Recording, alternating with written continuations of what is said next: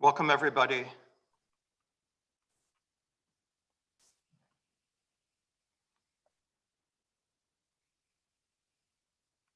And will you raise your hand if you can hear me okay?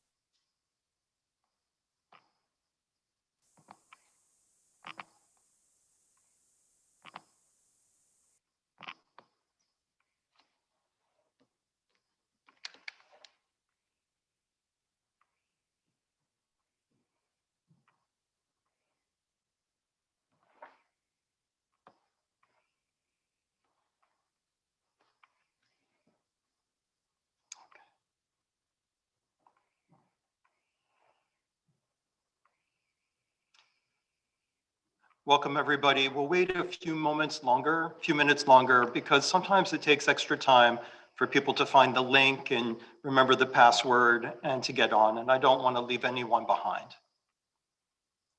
At the moment, what I've done is I'm not allowing at the moment people to unmute themselves because I want to make sure that when we begin that we have some decorum, but I have enabled the chat area. So if you'd like to send chats at this time and catch up, and individual or communal, feel free to do so right now as we wait for people to arrive.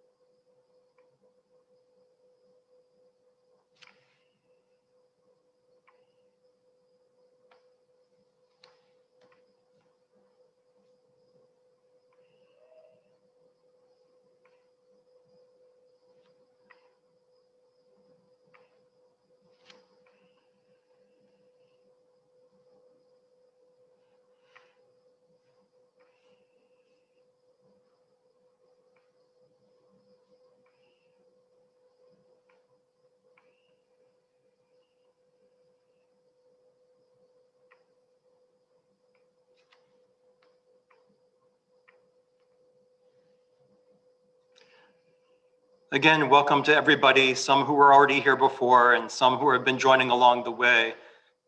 If you're like me, I'm looking at the number of participants and it's a little bit like keeping track of a stock ticker. It just goes up and up and up. And so I'm allowing everyone to just giving an extra 2 or 3 minutes for people to join as it goes up as I speak. And we'll be beginning in a moment.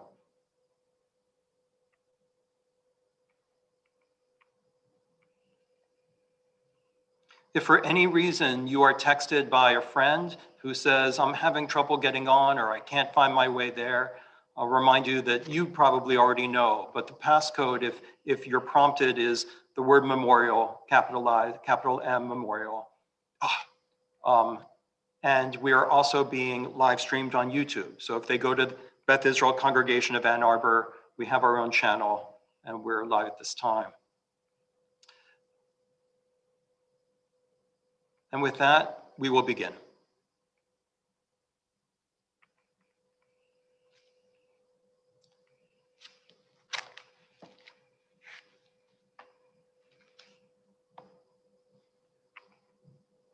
Before we begin with the prayers, let's say what we already know and obvious by the way we're congregating today. This is a memorial service by Zoom, and that's highly unusual and something new, but it's also highly safe and to be respected for the science of it and the principle of pikuach nefesh, of always preserving life and keeping that foremost. It does mean that let's expect that things may go wrong a little bit. I may accidentally mute someone I shouldn't have muted. There may be a delay before I get to the next person, or you may struggle with your screen, but we know that we're going to persevere and get through any problems that we have because we're here for a noble reason. You may want to choose at the top right of your screen, if you're on Zoom, where it says view, you may choose to go between the speaker view and the gallery view to get a sense of everybody and then to get a sense of just the person we're listening to. And so feel free to explore those options as we go through the service.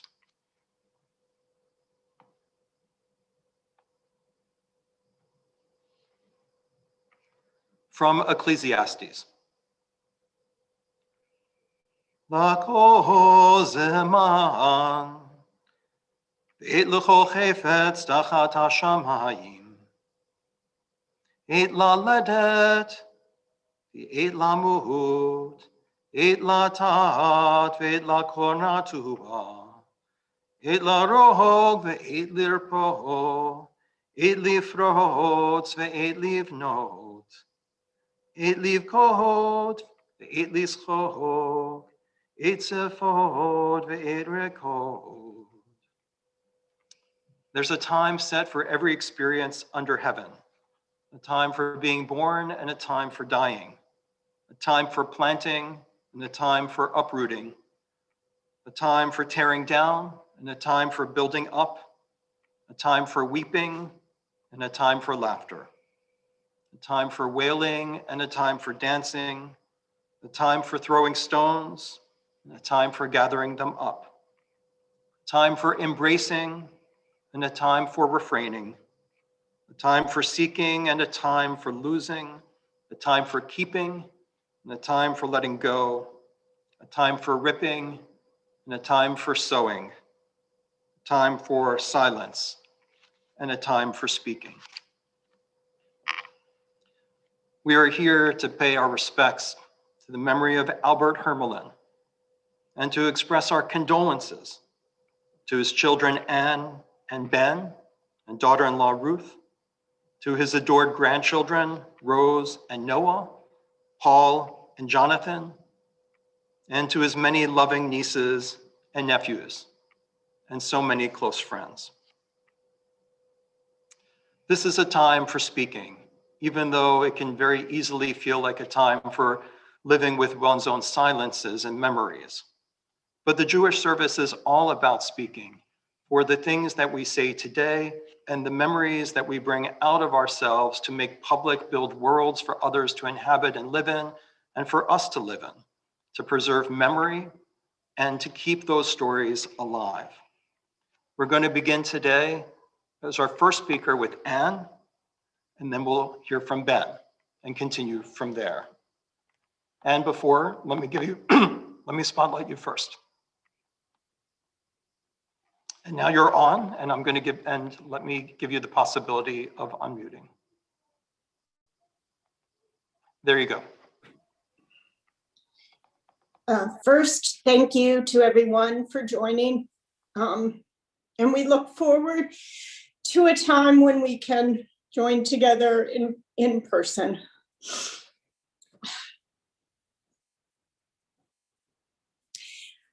My dad and I drove from Michigan to Massachusetts to take me to college as a freshman.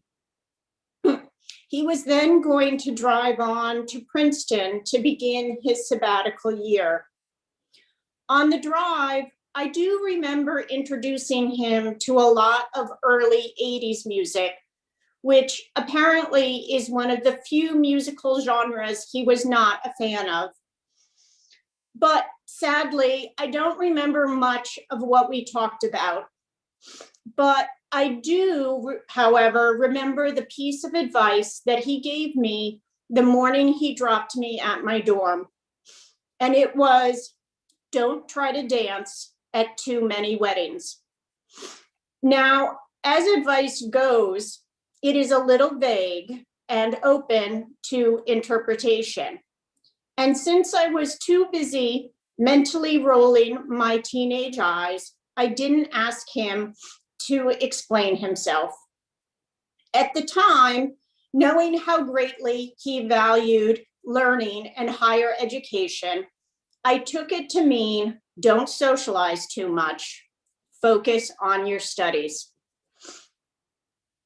Later, it struck me as the most ironic advice ever given, if it were meant as a warning to try not to be friends with everyone, as there has never been anyone who made friends wherever they went more than my dad. If you crossed paths with my dad, you felt that he was your friend. My dad truly saw the value in each person, and he honored them in the way that he interacted with them.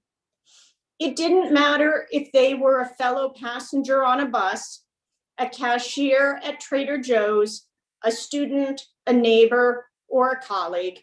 Everyone was treated with respect and friendliness.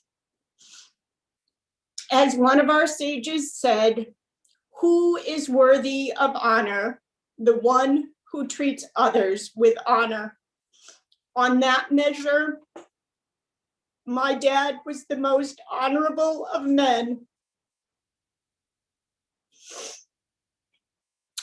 But to be honest, I don't think either of those interpretations were really his meaning. Rather, I now take that advice to be twofold. First, I think it was encouragement to me to find my people, rather than flitting from group to group. While my dad forged an interesting and somewhat surprising path through life, in every chapter he found his people, and then recognizing their value, carried them with him as he moved on to the next chapter. That is why he had friendships all his life that began in public school in the Bronx, in the Army as a graduate student, or in his early days in Ann Arbor. Of course, his ultimate success in finding his people was when he found my mom, with whom he had a great love and a strong partnership. And although family may seem like your people by default, my dad created and maintained unique and special relationships with each of his siblings, nieces, nephews, children, in-laws, and without a doubt, grandchildren. Lastly, I take that advice to mean something even deeper, which is the importance of being true to yourself. If I were trying too hard to please everyone, I might have been tempted to change who I was to fit in. My dad was always true to his strong moral compass and sense of values. And at his core, he was a doer. He believed that with the right knowledge, energy, and perseverance, problems were solvable. This made him a great demographer, teacher, and a surprisingly accomplished handyman. Over the last year, I would call and ask if he'd had a good day, and he would respond by telling me how productive the day had been. For him, a productive day equated to a good day. He always believed that he had something to give, and so it was incumbent on him to find ways to do so. I was impressed last year when he began training to become a literacy tutor, determining that it was something that he could do virtually to help others. He devoted himself to giving of his knowledge, time, and self to all of those around him, and not just by clipping New York Times articles for each of us. He was a great supporter of the arts and many charitable and political organizations, just another way of working to make the world a better place. Although my dad was a realist who knew that he would not be able to solve every problem, he certainly never used that as an excuse not to try. I am so very fortunate to have had him as my father. The love and support that he gave me throughout all the highs and lows of my life is immeasurable. I learned a lot from him and received much good advice. However, in the end, it was the example of how he lived that was his greatest lesson. Thank you.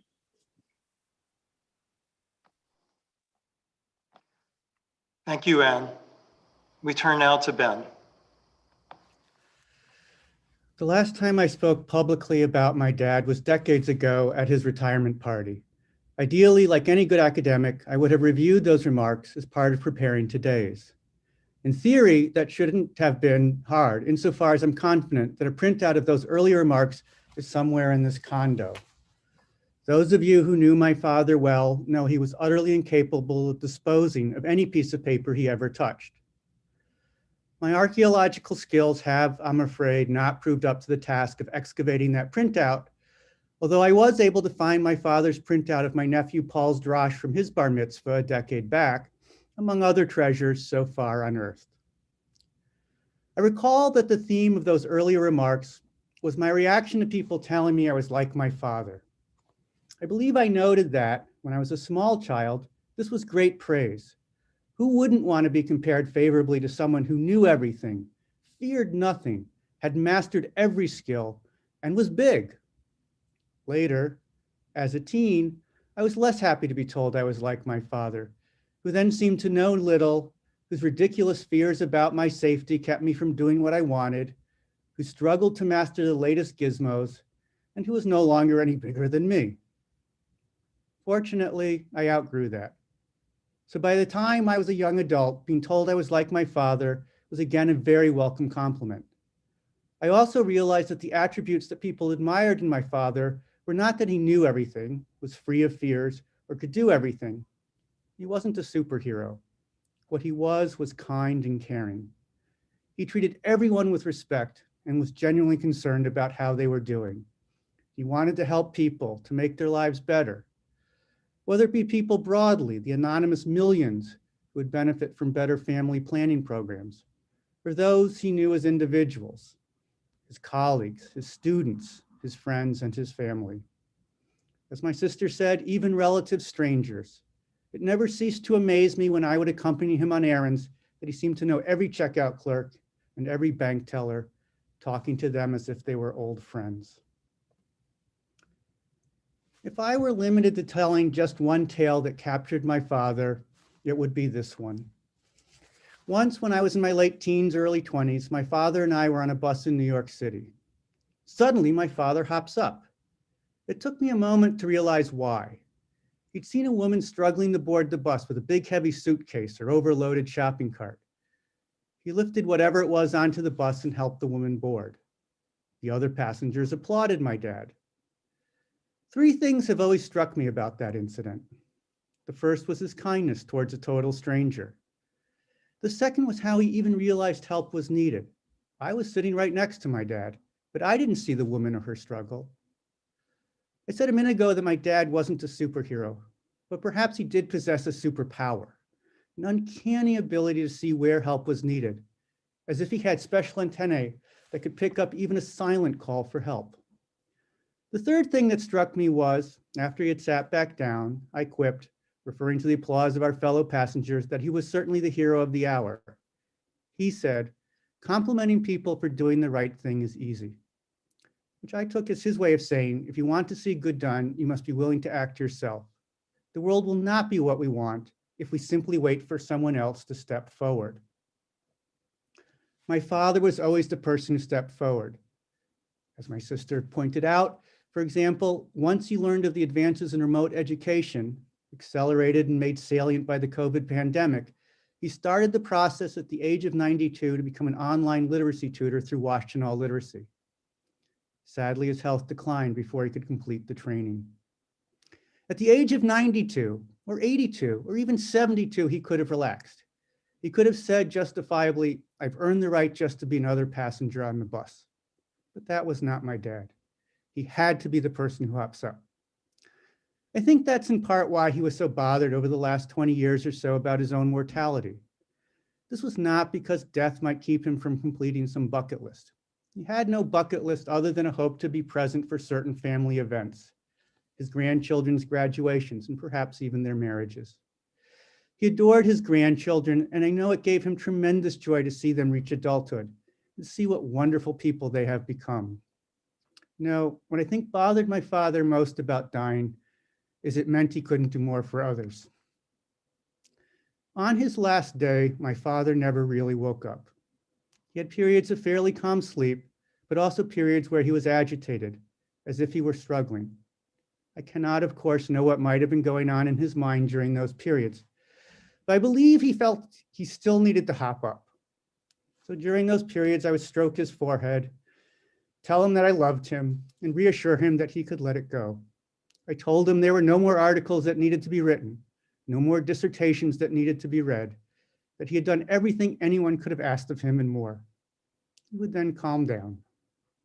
Whether that was coincidental timing, the agitated period would have ended anyway, or it was the tone of my voice, not the words that helped, are of course quite possible, and indeed probably likely.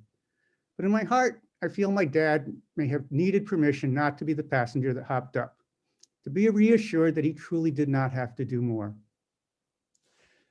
Someone this week asked me what about my father's upbringing made him the way he was. I don't have an answer. Indeed, from the little I know about it, his upbringing would have seemed more likely to produce a very different person. He was a late child who had adult siblings that doted on him and seemed to have spoiled him. He was academically gifted, skipping grades and constantly being told by all around him that he was brilliant. Those of you like me in academia are well aware of the many colleagues who, given a lifetime of being lauded for their brilliance, are given to asking what their university can do for them, not what they can do for their university, who bully staff and graduate students, and who treat all but the strongest students with disdain. Perhaps it was spending time in the army or in business before returning to school for his PhD that made my father so different than that. Perhaps it was the strong sense of social justice that has always existed in his family. Perhaps it is just the way God made him. There is an old story set somewhere in Eastern Europe, which the prophet Elisha, in disguise, asks a peasant woman if she will take care of his silver samovar while he goes on a long trip. The woman says yes. The samovar is terribly tarnished, and although the woman seeks to clean it, the tarnish does not yield to any cleaning methods. However, every time the woman does a good deed, a bit of tarnish goes away, and the samovar becomes a bit shinier. Eventually, Elijah returns to collect his samovar. The woman apologizes that she was never able to clean the samovar properly. But seeing how shiny it is, Elijah says that no one could have taken better care of the samovar. I know that the samovar that my father just returned is so shiny that it must be blinding to look at. Every day, I will do my best to follow my father's example, to be the passenger who hops up, not merely someone applauding the good deeds of others. My father's great meta good deed was to set an example for us to follow. May my father's example guide you as it guides me, so that when it comes time to return your samovar, it shines. That is the way to applaud and thank my dad. Thank you so much for coming.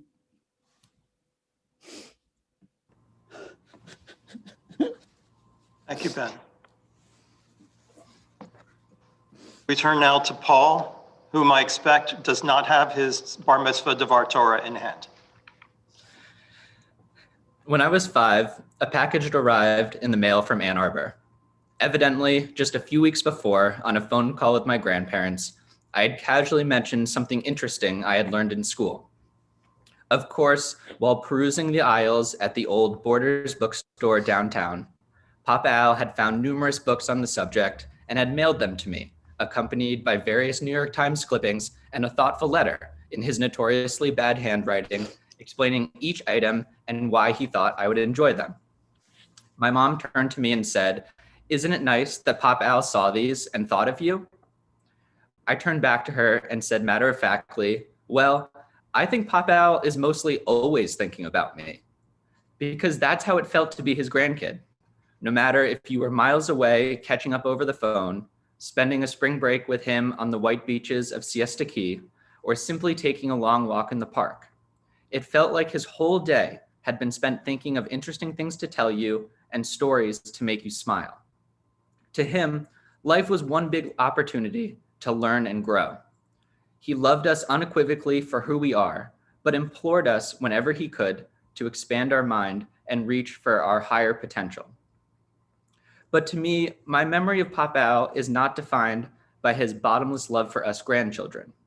After all, admiring your grandchildren and showering them with praise, as he would say, was just part of the job.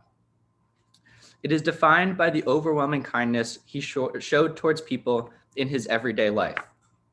Accompanying him to the Ann Arbor Farmers Market was like traveling around with someone running to be the mayor of a small town. He knew everyone's name, asked them about their kids, and checked in on how they were doing since the last time he'd seen them. 2 summers ago, when I visited Grammy and him for a week, it had been a while since his mobility had allowed him to shop at his local Trader Joe's. Determined to show me that he still had it in him, we made the short trip around the corner to pick up a few things for dinner. As soon as we entered, we were greeted by a woman who said, "Al, it's so great to see you again. It's been so long. How are you and Jolene doing?" This interaction happened again as we got in line to check out. Papa Al had not just simply been nice to people, but had shown a genuine interest in them and their lives. As we drove back around the corner to their condo, he went on to tell me little tidbits about each of their lives, whose kids were doing what, and what the cashier was studying at the university. I can only imagine that's how he was with his students, so many of which stayed close to him for decades after they graduated. It is heartbreaking to think how the public health crisis of the past year forced him to keep his distance from the people he loved most and those total strangers with whom he would engage with every day. However, as the world begins to reopen in the coming months, we should all try to approach our lives and relationships in the way that Papa Al would have, continuing the warmth and love that we all felt. He would want us to take the extra moment to ask how someone was doing, to read a book on something totally new, and yes, send your friend that New York Times article that made you think of them. He was the most extraordinary grandfather any of us could have asked for, and we will miss him very dearly. Thank you so much, Ben. Thank you so much. At this time, I'd like to share a few words on behalf of Beth Israel congregation and on behalf of the tradition. And then I'll be honored to continue with speakers, friends and colleagues of Al's, And then I think we're going to have time during this service to open it up to others to share brief tributes or words of consoling. And so if you're thinking, you can use the time also to think about what little piece that you would like to add for the family. The abiding principle of Judaism has been stated in the Mishnah, Shlosha devarim ha'olam omed, al ha'torah, v'al ha'avodah, v'al gemilut chasadim. On 3 legs does the world stand: on education, research, on service, and on acts of loving kindness. I wonder if this occurred to me because it's often pronounced al haTorah, al ha'avodah, al gemilut chasadim, 3 owls for each one of the 3 stools. These are the 3 pillars of Al Hermalin's life, the worlds he created and ours that continue to abide. Al entered this world into a loving family. Al's parents, Charles and Anna, Betzalel and Chana in Hebrew, had married young in Austro-Hungary, and Anna had given birth to young Max. Charles came to New York City with his brother and opened a shop on the Lower East Side making trousers. Anna and Max then joined them. They came by ocean, of course, passing through Ellis Island, joining them on the Lower East Side, and then moving to the Bronx. They had 2 daughters, Minna and Sidel, and after a long break, Geraldine, and then after another long break, this time 8 years, Albert was born. In our tradition, we call him the Ben Zikunim, the biblical term for the child of one's old age, the child who is considered the golden child. Al's brother Max was 20 years older at the time. Al was the quintessential Jewish immigrant American baby and golden child. His older sisters doted on him, taking joy in introducing him to the shows, concerts, and attractions of New York City. And being close to age to his nieces and nephews, he formed strong fraternal bonds with them. Al went to public school. He used to joke that many of his friends were named Norman, so there was Norman 1, Norman 2, Norman 3, and so on. And then he went to City College. When he was drafted into the Army for the Korean War, the Army fortunately realized Al's enormous gifts in mathematics. And rather than sending him overseas, they sent him to work with former Nazi scientists, designing missiles in Alabama. He programmed some of their first computers and did foundational work on missile trajectories. Al would joke that being in Alabama was really as foreign to a kid from New York City as Korea. He was a Renaissance man. He loved art, music, philosophy, and literature. And he really could have done anything. But for a Jewish man at that time, child of immigrants, it was expected to take on a practical and stable profession. He went to work at the Institute of Life Insurance, working on actuarials, where he was to rise quickly, as he also took courses at Columbia and also at the University of Michigan in the 1950s in statistics. He met Jolene at the Reformed Democratic Club in New York City. She too had inherited a life laid out in front of her as a sorority girl from Akron, Ohio. But she had tossed that aside to come to New York City and make her own destiny. They married in 1961. Al proposed giving up his career and going back to graduate school. Jolene steadfastly supported him, saying, either we do this or we don't ever speak about it again, for life with her would not tolerate the ambivalence of what if, what if. She committed fully. With Anne only 6 weeks old and Ben only 2 years old, they left New York City and moved to Princeton for Al to start over as a graduate student, the Office of Population Research. And at Princeton, he earned his master's and PhD. In 1967, Al came to Ann Arbor as a lecturer. Jolene's true act of love, Al said to me, was her agreeing to move back to the Midwest when he accepted that first position at U of M. From lecturer to assistant professor to associate professor to full professor, Al had been recruited to work alongside Ron Friedman, also a member of this congregation, the founder of the Center for Population Studies. Al became very interested in demography, specializing in the area of family planning in Asia, and particularly in Taiwan. Al's research and that of his collaborators was pioneering work, understanding the patterns and consequences of falling birth rates in developing countries. By the 1980s, Al was a leader in understanding the demographics of aging, and his pioneering work in Taiwan is a significant factor in the so-called Asian tiger economic success of Taiwan in Asia. Al always intended his work to change people's lives for the better, and his advice in family planning and governmental policy was critical to Taiwan's and other Asian countries' successes in navigating limiting population growth without the catastrophic effects from a largely older population. Al once joked to Jolene, Anne, and Ben that once when he was at the Taiwanese airport, he saw a tchotchke in the gift shop that said, "May you live 1,000 years and have 1,000 kids." And he joked that he wasn't sure his work was being well received and that they would embrace his proposals. But they did. Among other things, Al examined the importance of women entering the workforce, again making his work, his Torah, a form of service, of avodah, of lifting up the dignity of persons. The university credits Al as the sine qua non, the one without whom there would be no Michigan Exploratory Center on the Demography of Aging, which continues to thrive and to lead. And credits his leadership in the Population Studies Center as crucial, as it continues to be one of the nation's outstanding centers for population research. His is one of 4 portraits hanging on the wall. Al connected all 3 pillars of the world: education, research, service, and loving kindness. His empirical and statistical research was applied through interdisciplinary work in aging to policy and public health initiatives. Education and research was brought into the realm of service, of making people's lives better through governmental programs, taking societies forward. And told me, at his core, my father was a teacher. And what is a teacher's purpose? Answering the question, how do you help people become all that they can be? Whether it's your students or colleagues or women in Asia.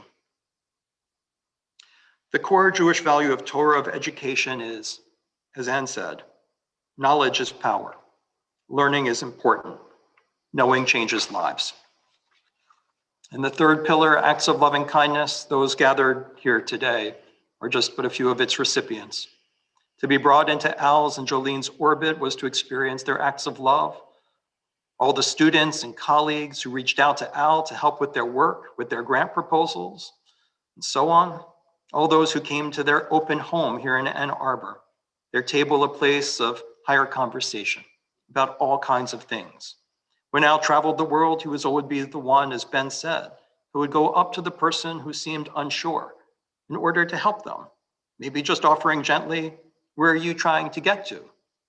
Even though there was Al in a foreign developing country.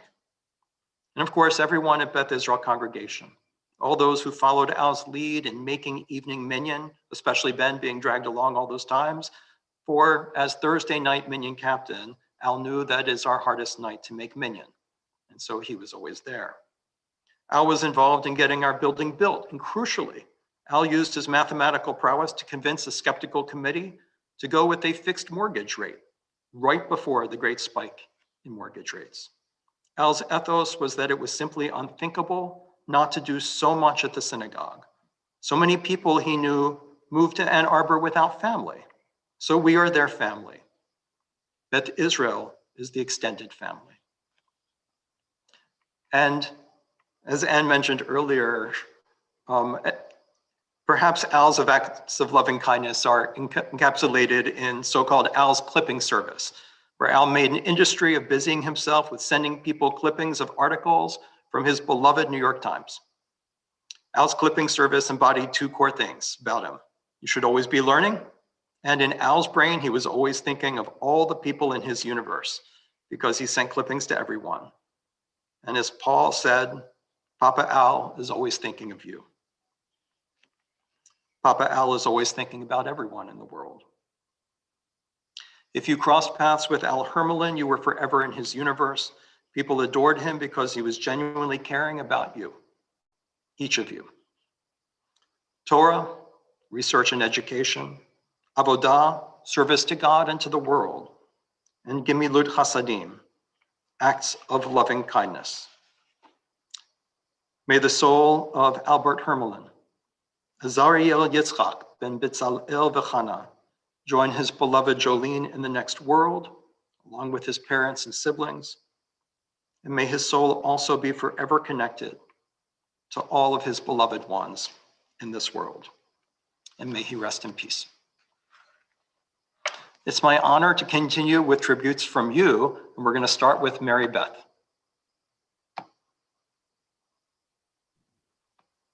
Thank you.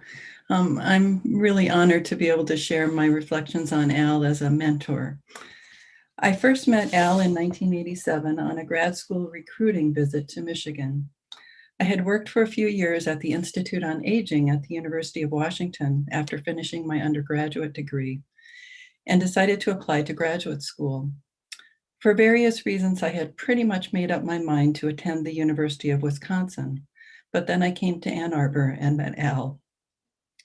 After hearing about his exciting newly funded comparative study of aging in Asia and his vision for my role in the project, I was convinced that Michigan was the right choice. The rest is history, and I've not had a single moment of regret.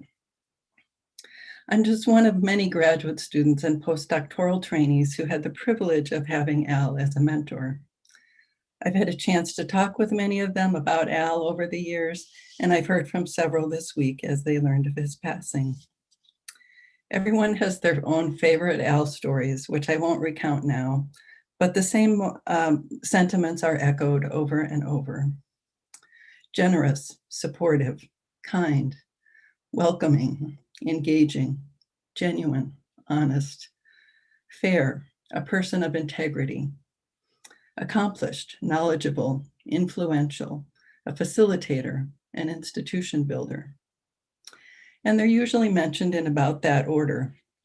Although we all acknowledge Al's many scholarly achievements, it is the qualities of his character that come to mind first.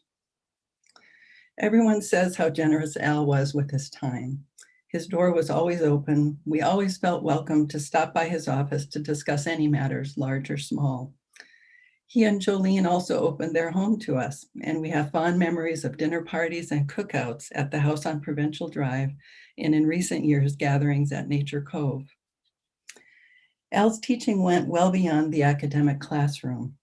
We learned about current events, obscure research findings, art and culture, and much more in conversations over coffee.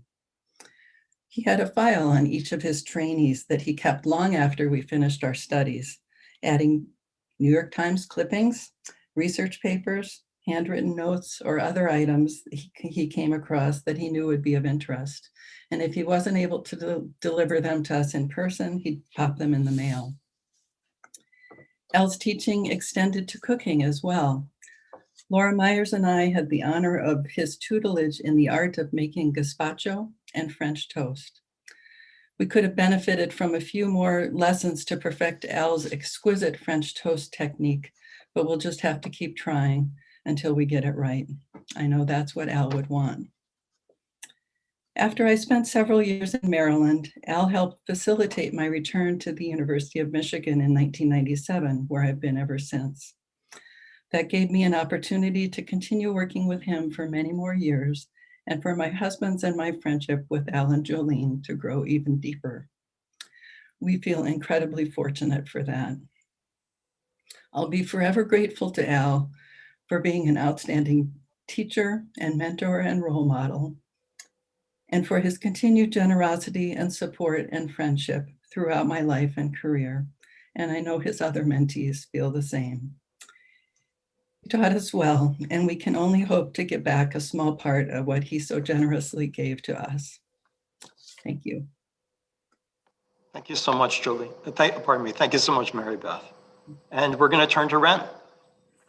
Thank you very much, Rabbi Kane. I appreciate the opportunity. I met Al for the first time when I walked into my office at the University of Michigan back in August of 1967. We both arrived within the same weekend, worked at the Population Studies Center. I've never known a more sincere, more gentlemanly, or more compassionate man than Al.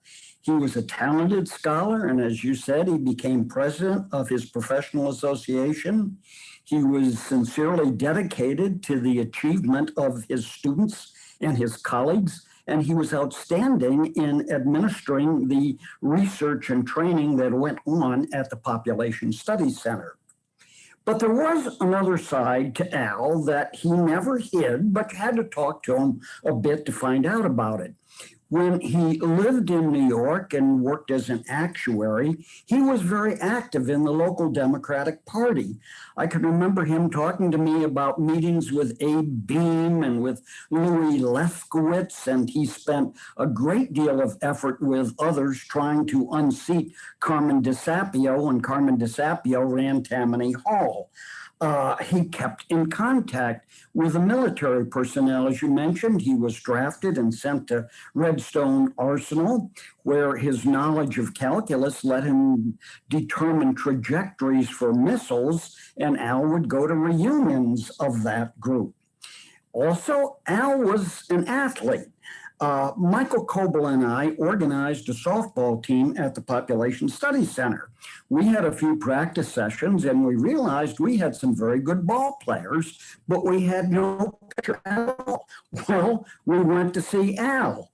And Al told us he could definitely toss a softball gently up to the plate because he had been tossing a ball with Ben Hermalin. Al reminded us that he graduated from the same high school in New York as Hank Greenberg, and Al told us that when he played street ball on the streets of stickball on the streets of the Bronx, he was a two-sewer hitter. So we were very impressed, and Al was an outstanding pitcher for a decade when we had a team in the intramural leagues and in the city league. Finally, I have great admiration for Al because he married a woman from Akron, indeed, a woman who grew up on the same side of Akron that I did. And I never met Al and Jolene without Jolene and I talking about Akron and our experiences in Akron, Ohio. This is a sad day. We've lost a truly gentle and caring man who enriched the lives of his family, his congregation, his friends, his colleagues, and as Ben pointed out, strangers. So thank you very much. It was a great honor to know Al. Thank you. Thank you so much, Red. What a fitting tribute. What we're going to do now is I'm going to do my best to share a slideshow so we can, take comfort in our memories and see different sides of Al. And then I'm going to share the memorial prayer. And following that, I'm going to provide an opportunity for you to share tributes and words. If you'd like to speak, because we have 105 screens, and that means more people than that, please feel free to send me a chat in the chat area saying, yes, Rabbi, I would like to speak. And so I'll do my best to coordinate those when the time comes.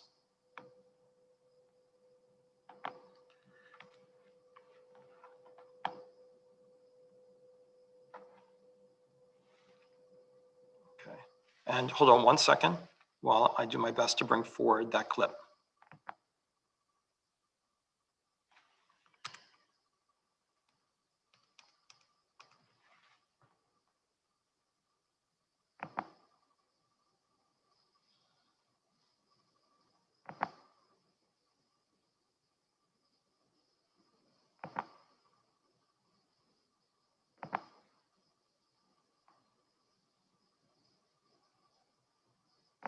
I'm having difficulty doing so. And so let me go to an alternative. Let me try one more thing and then I'll go to an alternative.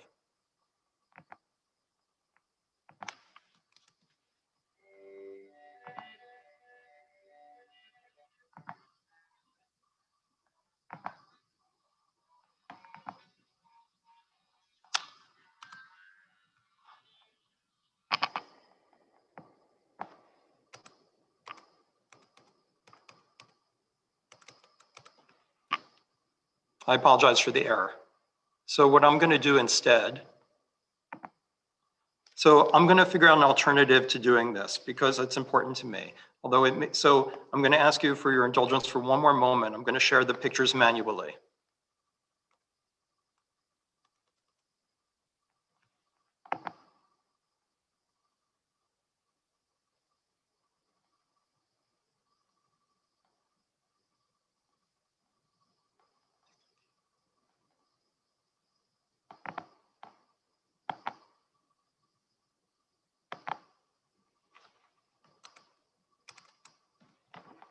We're almost there.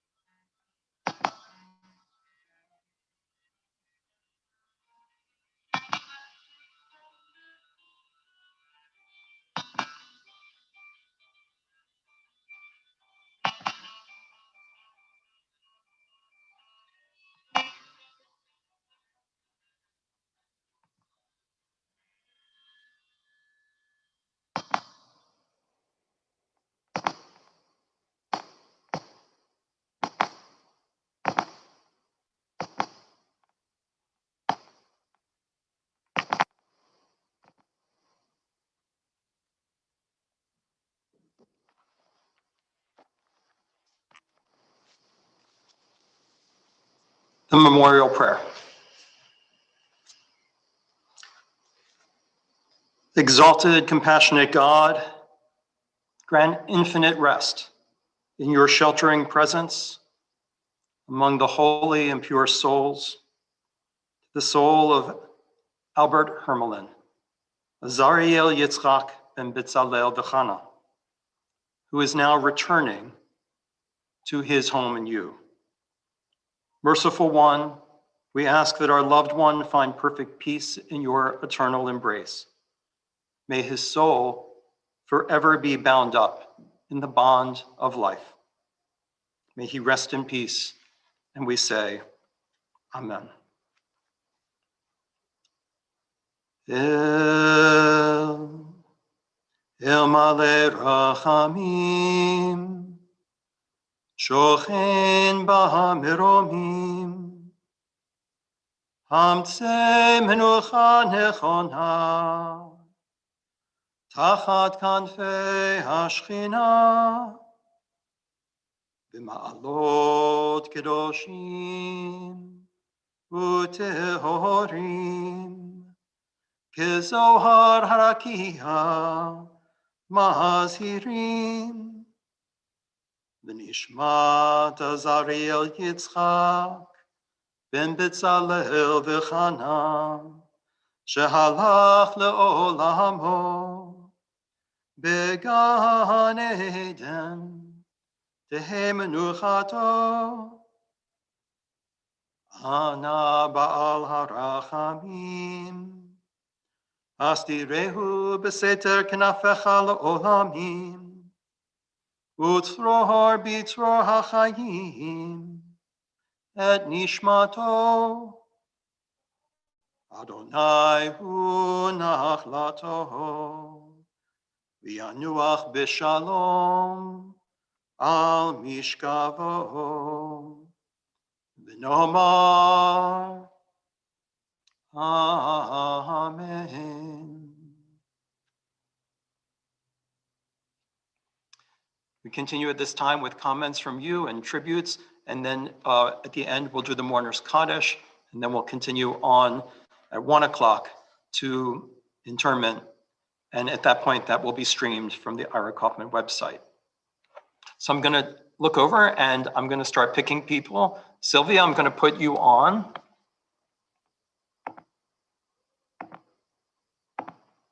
And there you go. And Sylvia, I'm going to ask you to unmute.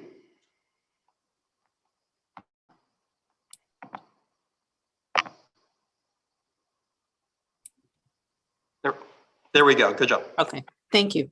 I have known Al since I was an undergraduate at the University of Michigan, and I began working at Population Study Center as a research assistant. And at that time, Population Study Center was on South University. And in that small space, people were very close to one another, both physically close and emotionally very close. It was a time when really under the directorship of Ron Friedman, the center had a very good team spirit. And I think that Al had a lot to do with that. I, of course, took it for granted at the time. I imagined that academics were people that got along well. Little did I know that, in fact, a very different situation of high levels of competitiveness and so on could easily have taken place, but it was not so in those years. And I got to know many fine demographers, sociologists, academics, being a part of both Population Study Center and afterwards population planning. People, that are, some of them are here with us today, like Ren Farley and Anne Ruth Jane, and some of them are no longer with us, such as David Goldberg and Ron Friedman himself, but I know that they are there in spirit. So I knew Al from the time that I was very young, and he and afterwards also Jolene were always very protective towards me. They always invited me over often, like for Thanksgiving, when he always picked up a lot of stray people that were from other foreign countries and had them over at a wonderful meal in which you could really enjoy Jolene's Southern cooking skills. I still remember the pecan pie And these days I try not to eat things that are so heavy, but they were wonderful. And if you thought, as Ben said, that Al was somebody that would pop up in a bus to help a woman, he was the same way in academia. I benefited from his popping up a couple of times when he thought that people were not treating me right. He either invited me to lunch and we talked things over and we developed a certain plan, or one time or two, I saw him actually storm into somebody's office to make sure that they would not continue doing what they were doing. So he was a very protective soul, as everybody has pointed out, something that came out of his heart, out of his innate kindness and innate wish to help others. And he wanted to leave the world a better place. And I think he did. I think that for those of us who knew him and Jolene both, that they did leave the world a better place. And I just want to tell you one last anecdote, because it will mean something to the people who are here from ISR. You know how much he loved ISR and population studies. Some years ago, I think it was 2016, by chance, I was working on a project that involved me going to Longboat Key to an exhibit of Cuban artists, some of whom I was interviewing for my work. And I had very good friends that I was staying with in Longboat Key. And that's very close to Siesta Key. So my friends were very kind. They drove me over so that I could see the Hermalins in Siesta Key. And when I got there, I was very surprised to see them in a Florida setting, you know, with everything being sort of, you know, green and blue and yellow. And the little house, which was lovely, full of seashells. And they had been doing that for many years, you know, driving, or rather flying, but somebody else drove their car down to Florida to spend the winters at Siesta Key. And when we talked about Siesta Key and that part of Florida and so on, Al said that he thought it would probably be the last time that they would go to Siesta Key. And because the move itself was very difficult on them had become very difficult for them at that point in time. And so Jolene very happily bounced up and said, well, but what we could do is stay here for good. And then we wouldn't have to move any longer, you know. And he said, I can't leave ISR. So I just wanted you guys who are from ISR and pub studies to know that he could not separate himself from the colleagues and the lectures and the, you know, setting that you had all, but especially he had built. Thank you. Thank you, Sylvia. And we go to Zachary. Hi, thank you. I'm unmuted? Yes. Okay, thank you. Thank you, Rabbi, for the opportunity to say a few words, and thank you to everybody. I'm going to be very quick, and I just wanted to add my voice as a student of Al's, as so many people were, and just say, you know, on behalf of all of us, how incredibly important Al was to so many people's lives who were his students. And as we learned, and, you know, we've been talking about, you know, his kindness and his generosity, as a student of Al's going back decades, once you were a student of Al's, you were a student of his for what it turned out was his entire life. And I know people who, you know, were able to take advantage of Al's, you know, wisdom and kindness and generosity decades after, you know, they left officially being a student of his. He you know, maintained contact with all of us and was always there for us many years later. So we're very grateful for that. And as a student of Al's, I think, you know, those of us who learned more than simply the science that we were taught. We learned how to be people in this life and in this academic life.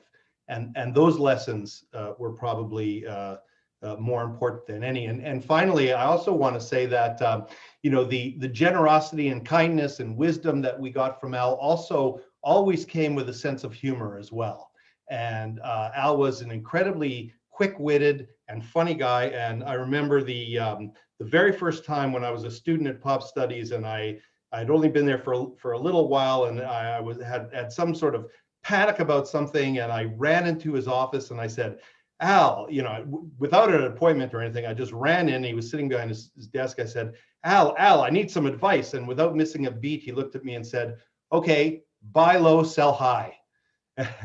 And, he always had, he was always very quick. So thank you for giving me a chance to say something. And Al Hermalin will certainly be missed by many, many of us, and particularly those of us who were his students for life.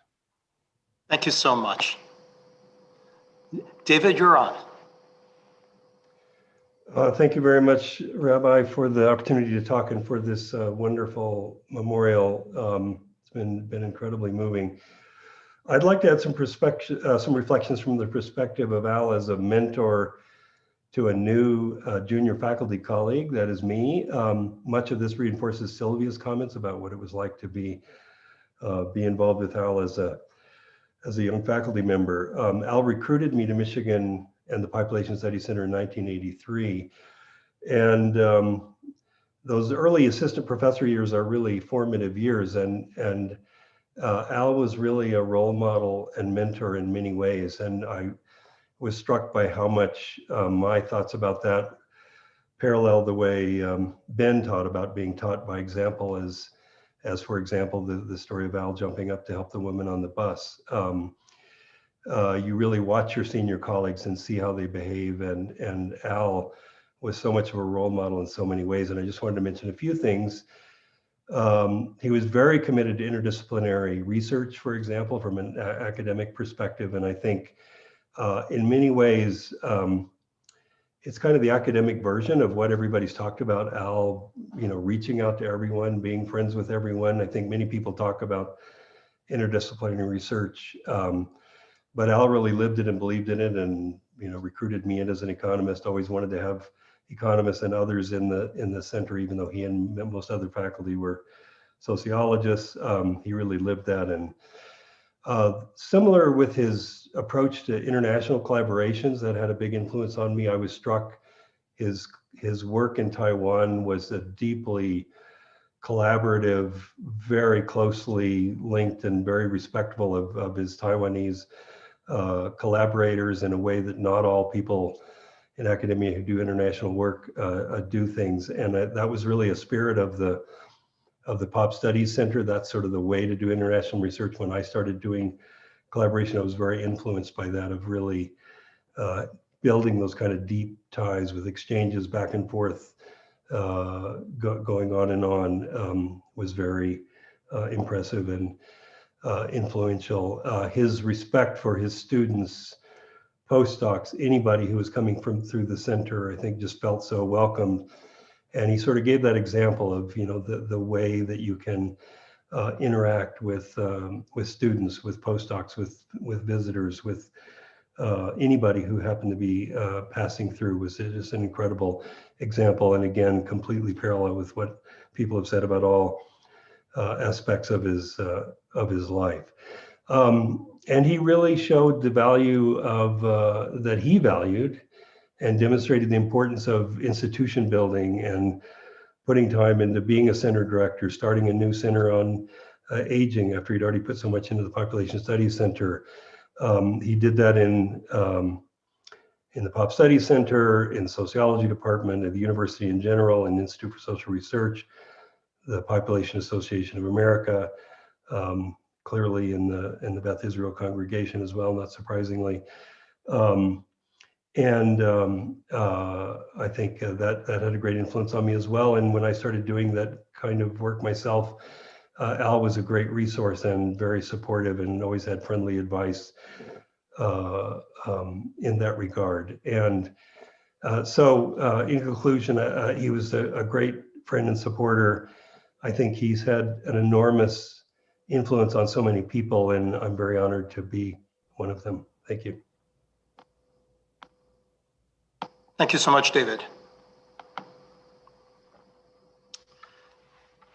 I put in the chat area, if you have access to it, information for the live stream of interment, as well as an obituary. And it can be found, if you're having difficulty accessing that, by searching Ira Kaufman online. And Al's information will pop right up on their homepage. So everyone who I noticed in the chat area, and if I made a mistake or did not notice you, I sincerely apologize. It's a testament to Al with 100 screens, how difficult it can be to track all the love and the support. But what I do recommend is that if you haven't spoken, that you do find time, and you may already have found it, to put down some thoughts in an email and send it to Anne and to Ben for them to share with family members and friends. It can mean a lot to have those in writing and to have those, to collect them. And so it's not too late to offer your words in that way. At this time, we're going to have the Mourner's Kaddish. Asking Anne and Ben to unmute themselves. By Zoom, this sounds a little bit chaotic, but and I will lead it, but I just think there's something beautiful in the chaos of it. I'm also going to share the Mourner's Kaddish on the screen so that people can see it. Let's see if I can make this a little bit bigger.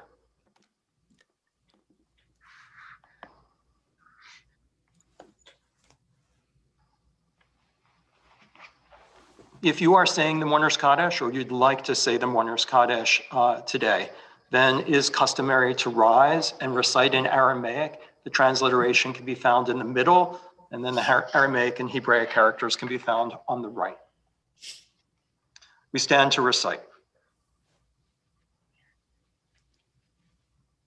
Yitgadal, Yitadash, Meribah.